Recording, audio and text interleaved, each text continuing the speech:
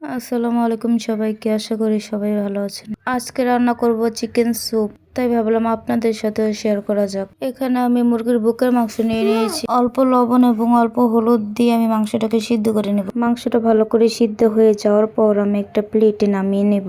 আর এই পানিটা আমি ফেলবো না, এটা দিয়ে আজকে স্যুপটা রান্না হবে। একটা কাঁটা চামচের সাহায্যে আমি মাংসটাকে টুকরো টুকরো করে নিলাম।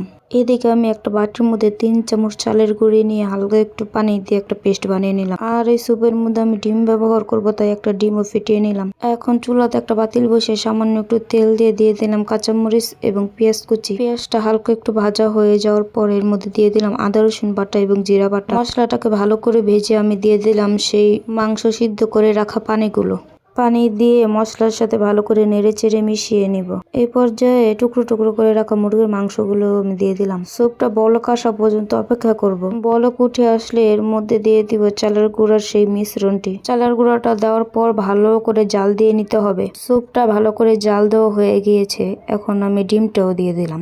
ডিম দেওয়ার পর ভালো করে নেড়ে চেড়ে মিশিয়ে নিতে হবে যেন দলা না পেকে যায়। এখন আমি স্যুপটাকে ভালো করে জাল দিয়ে নিব। আপনারা চাইলে এই পর্যায়ে নামিয়ে নিতে পারেন। আমি একটু ঘন করব, তাই ভালো করে জাল দিয়ে নিচ্ছি। এই তো আমার স্যুপটা হয়ে গিয়েছে, এখন আমি একটা বাটির মধ্যে নিয়ে নিচ্ছি খাওয়ার জন্য।